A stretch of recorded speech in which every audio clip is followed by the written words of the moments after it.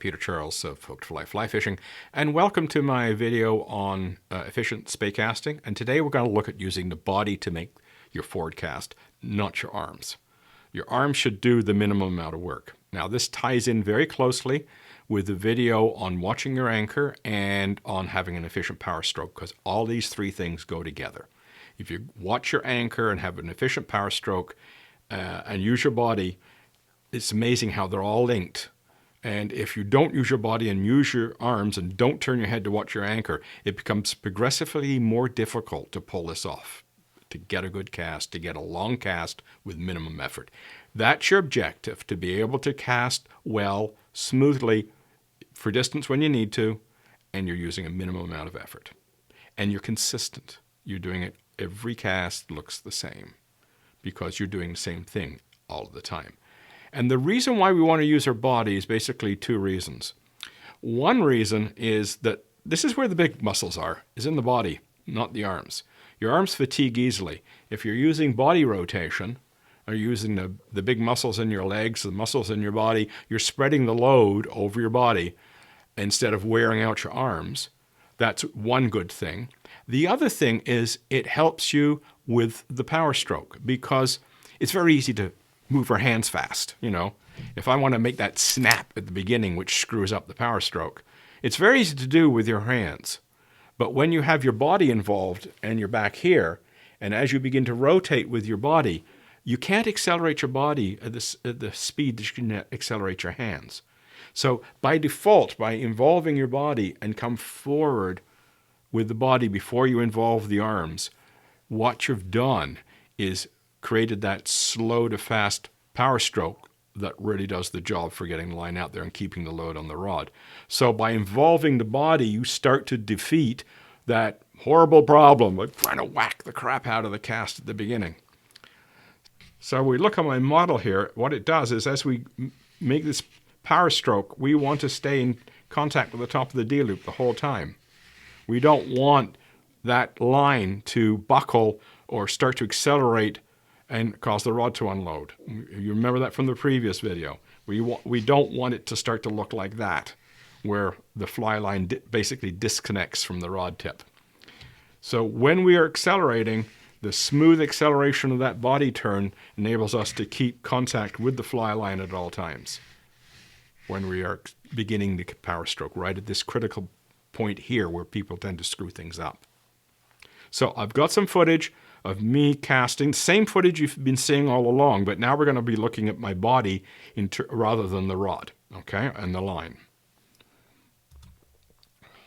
So here we go. This is a pretty standard cast, 65 feet or so, nice and easy. You can see my body twisting and turning in that slowed clip. Now let's zoom in and stop for a moment. So look on the video, you can see my right foot is forward and my right hand is up. That's called a closed stance. So what that means is you've got your right hand up and your right foot forward, so right, and an open stance, it would be the reverse. I'd have my right foot forward but my left hand up. So when you are casting for power, and if you look at any of the championship casters, I'm sure 90, if not 100% of them are using a closed stance, because that allows you to twist your body and turn your body into a spring, basically.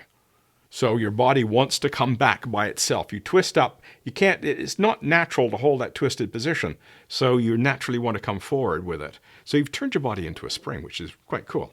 So start off, number one, closed stance. And we'll move on to the next bit.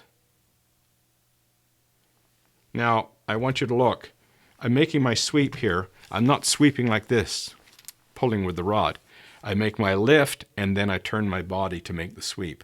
And my hands and arms are basically locked into position. So my body makes the sweep.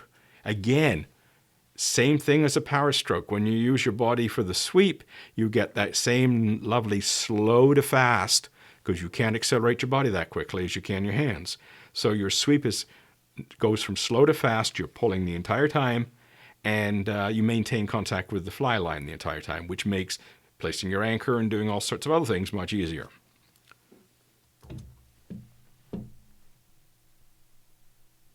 Now, I've transferred my weight to the back foot. Now, you don't really have to do the weight transfer for shorter casts, but I do it automatically anyway. It's a good habit to get into.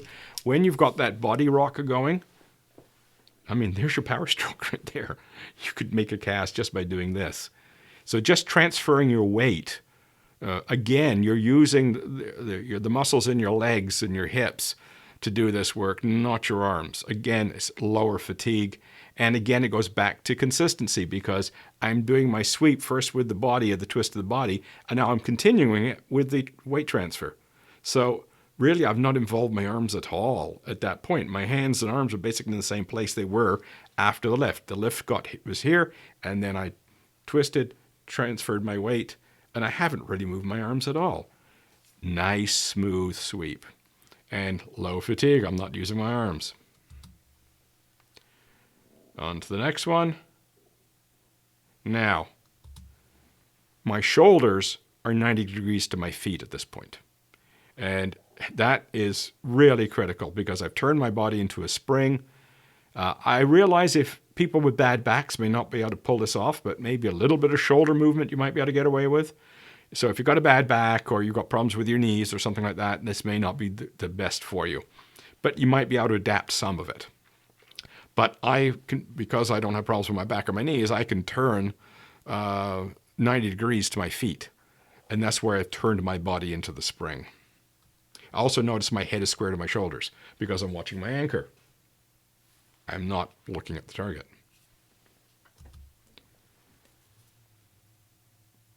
Now I'll come forward, and I make the hard stop more with my body than my arms. I've come forward, I've been up here, my hands are dropped into this position, and I just stop my body.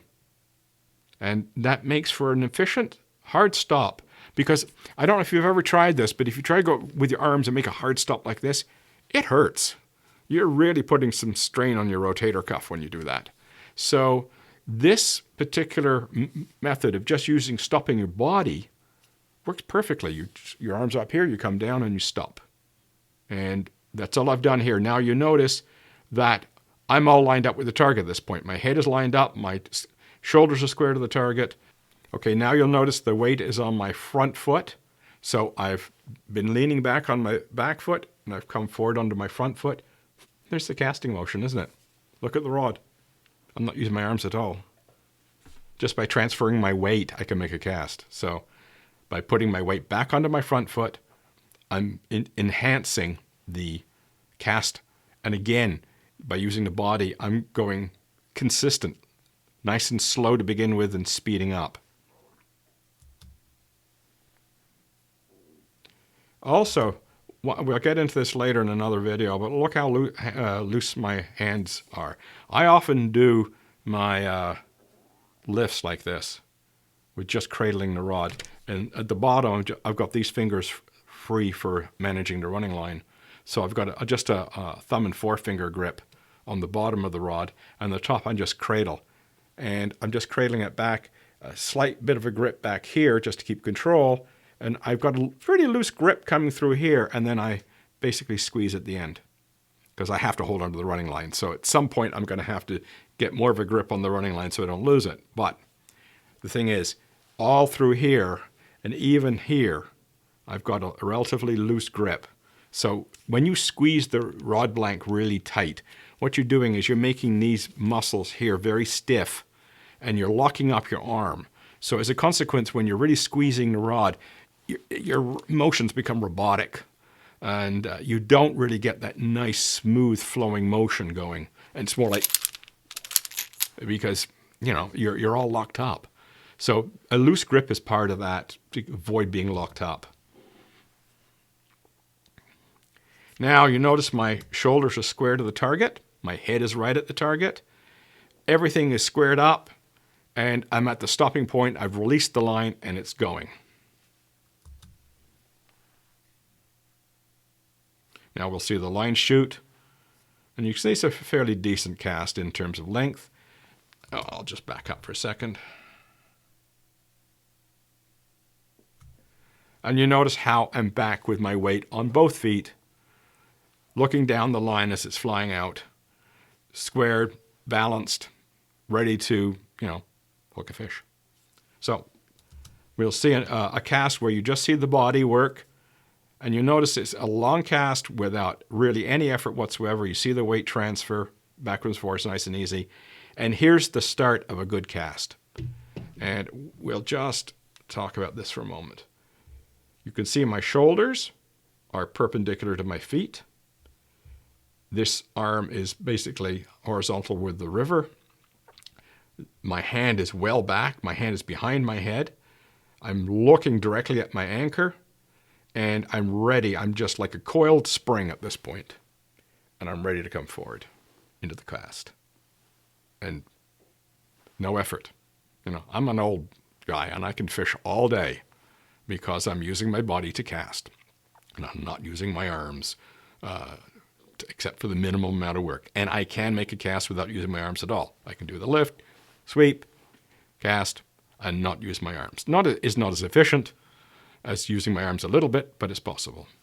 So that's what a good cast looks like. The more you involve your body and the less you involve your arms, the better your cast will be. It's simple that. There's no getting around it. People who just cast with their arms like this and stay square to the target, you can train yourself to make a good cast. And I've seen a couple of good casters who do cast that way, but they've worked at it for years and years and years and years to get themselves into that position where they can cast like this all day and stay square to the target.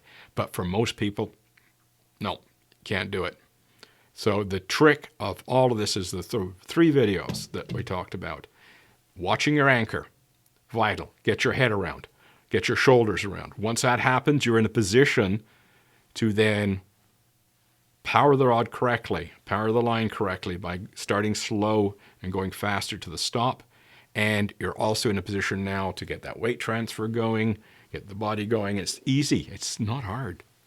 And once you've got it going, you'd be surprised. I mean, your casts are going to go like rockets compared to what you were doing before, and you're going to be using 1/10 of the amount of energy, quite literally. I mean, all I'm doing for most of my power comes from just the simple rocking backwards and forwards with my weight with a bit of twist thrown in. I mean, how much energy does that take? And there's your cast. So give it a try. It really works. Cheers.